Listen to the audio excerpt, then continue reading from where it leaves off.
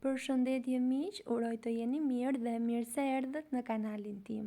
Për ju që më dëgjoni për herë të parë, unë jam Andalina nga sofra ime. Sot po ndaj me ju mënyrën se si e përgatis unë kastravecat e regjur. Është një recet që nuk të zhgënjen asnjëherë. Qëndrojnë të fortë dhe ka një shije dhe një aromë fantastike. Këtu është dita e 4 që unë i kam përgatitur dhe shikoni pak se sa të mirë që janë vërtet krokant dhe nuk, shikoni pak,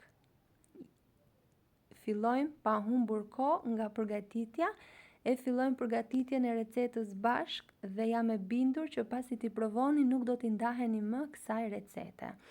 Atëherë, kam përdorur 3 kastraveca të freskët të mëdhenj. Do t'i presim kështu, as shumë të hollë dhe as shumë të trash. Dhe pasi i kemi gati, do t'i vendosim në vazo. Nuk do shtojmë asgjë në vazo, vetëm kastravecat.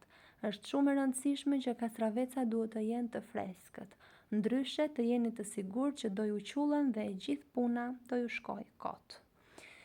Dua t'ju kujtoj se nëse jeni i ri në kanalin tim, ju ftoj t'i hidhi një sy recetave të mia dhe nëse ato ju pëlqejnë, mos harroni të bëni subscribe.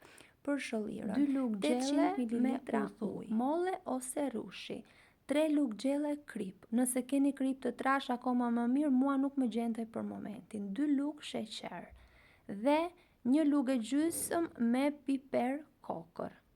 Disa gjethe dafine. Pasi i kemi vendosur të gjithë përbërësit, do ta vendosim në zjarr dhe deri në momentin që fillon të vloj dhe kripa të tretet plotësisht bashkë me sheqerin. Dhe pasi është gati ashtu e nxehtë, do t'i mbushim vazot.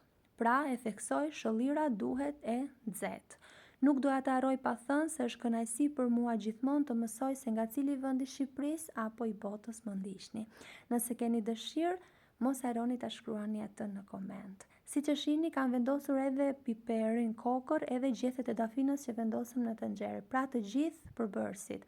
I mbyllim mirë dhe i kthejmë menjëherë përmbys. Do t'i lëmë ashtu derisa të ftohen.